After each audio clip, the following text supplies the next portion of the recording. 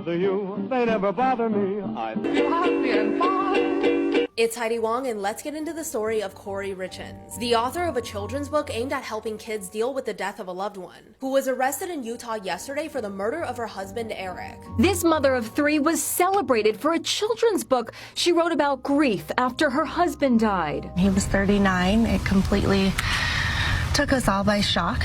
But now a bombshell new chapter. She's accused of murdering him. Authorities suspect she might have poisoned her husband with nearly 5 times the lethal dose of fentanyl by making him a drink the night before his lifeless body was discovered. But something's not adding up, because Corey says that night she slept in one of her children's bedrooms and went back to her own bedroom that she shared with Eric at around 3 a.m. And that's when she called 911. But the suspicious part is that Corey said her phone was charging in her own bedroom the whole time, even though her phone activity proved it was locked and unlocked multiple times between Corey going to her child's bedroom and calling 911. An unnamed person also admitted to selling Corey the fentanyl that she allegedly used to poison her husband. There's also a chance that Eric predicted his own terrifying fate, because 2 weeks before his death, Eric and Corey had dinner together. And that's when Eric suddenly got sick and told a friend that he thought his wife was trying to poison him. Corey's book, Are You With Me, has been taken down from Amazon since her murder charges, and her court hearing will be happening next week.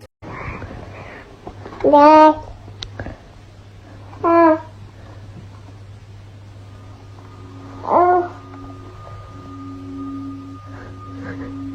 Who's that? Who's up there? Who is it? Who is it?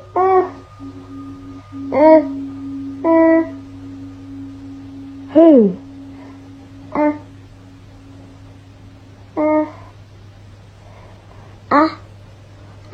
Who is it? Nothing but the best for you. Don't forget me, I beg. I remember you said sometimes it laughs and love, but sometimes it hurts instead.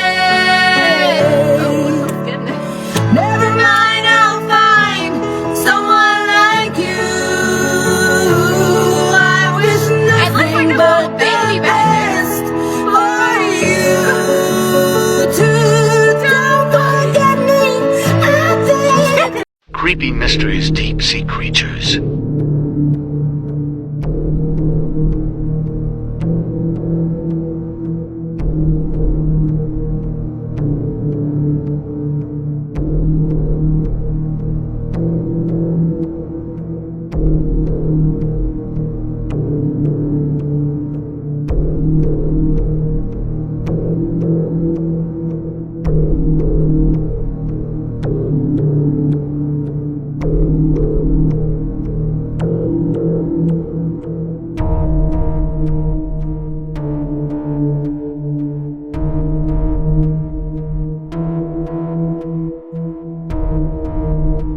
I'm about to tell you one of the creepiest stories from Key West's history. But before I do, I want to introduce myself. If you're new here, I'm Stephanie Gordon, and I am a real estate agent in the Florida Keys and lover of all things Key West. So if you also love Key West, be sure to follow. This is Alina Milagros de Hoyos, a stunning young Key West woman who was said to be so beautiful in person, people would stop her on the streets. She fell ill in 1930 and her mother took her to the Marine Hospital for blood tests, and she also received x-rays. It's here she meets x-ray technician Carl Tanzler. Here he is with his x-ray machine. Carl also has an alias. He likes to go by Count Carl von Kossel. Now, if you're asking yourself, why is there a Count who's an x-ray technician? It's because he wasn't really a Count. The results of Alina's test showed that she had tuberculosis, and unfortunately at that time, TB was fatal.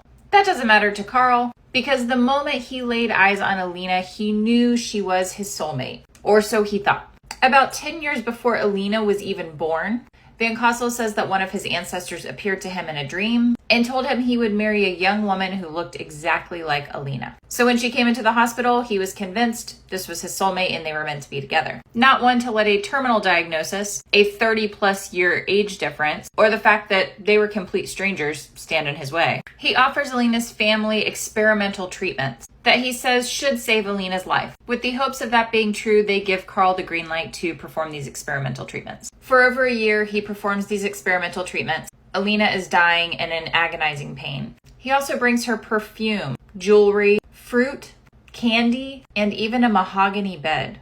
He proposed to her repeatedly, and she continuously refused his proposals. Sadly, Alina died in 1931. Now, Alina's family is not wealthy, but Carl is, and he wanted his love to be properly buried. And when I say love, I mean love. So he had this huge mausoleum built. It had lighting, electricity, and get this, a telephone connected to Alina's grave. This man visited this poor young woman's grave every day for 2 years and would continue to propose to her daily via her grave telephone. Her family thought it was a little weird, but they really appreciated that he gave her a beautiful final resting place. What they didn't know was that old Carl here, he had a key to the mausoleum. And after 2 years, those telephone conversations just weren't doing it for Carl anymore. And so one night, he decided to take matters and Alina into his own hands. And believe it or not, this is where the story gets really creepy. Go to part 2. We now know what the Grim Reaper of King Charles' coronation really was. So you've already seen this weird figure that was walking around in the background during King Charles' coronation. Many people are speculating as to what it was, thinking it might be the Grim Reaper, Princess Diana, Queen Elizabeth, or YouTuber Nico Amilana. Well, to no one's surprise, it turns out that it wasn't any of those things. Instead, it was just a verger who happened to walk in the background at the wrong time. Just take a look at what this verger is wearing and holding, and compare it to what the figure in the background is wearing. They're basically identical. Now, the actual person who was in the background during the coronation apparently wasn't part of the Abbey's clergy, but instead it's reported that there's someone who helps out with church services and sometimes carries a rod before a bishop or a priest. And again, look at the rod in this picture, and look at the rod of the infamous coronation Grim Reaper. In hindsight, you can definitely tell exactly what this is. Now, all of the Grim Reaper rumors seem to have started on Twitter, and if this wasn't explained, all of this probably would have gone down as some kind of urban legend, and years from now, our kids would probably believe that there was a real ghost caught on camera at the king's coronation.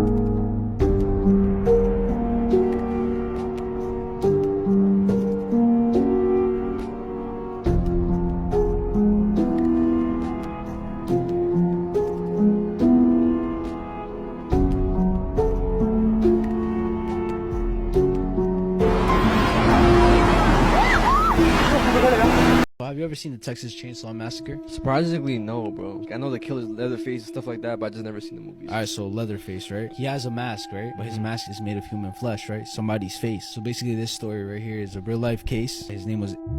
He really, really loved his mom. Like, even though she was fucking psychotic, that's all he had, bro. You know what I'm saying? Because he tried to socialize for the first time, but since he had a speech impediment, and he also had a lazy eye, so people were like bullying him and shit, not trying to fuck with him, bro. So all he had was really his mom. mom and his brother, right? A couple years passed, his mom died, and then in November 1957, Bernice Warden, right? She was a lady who owned a shop. She ended up going missing. So they're like, what the fuck is happening? Where the fuck is Bernice? They go to the shop, and the last person who was seen there was Ed.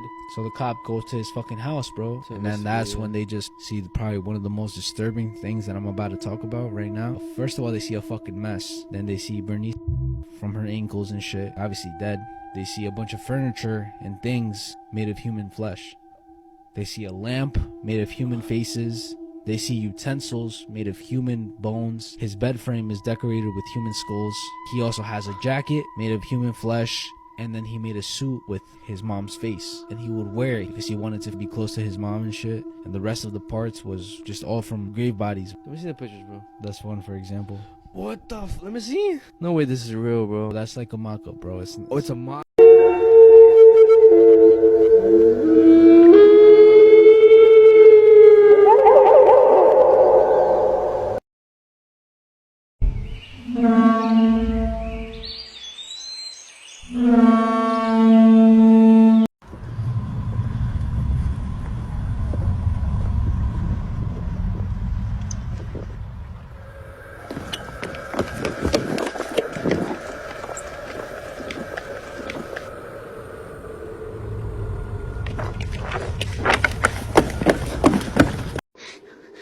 What?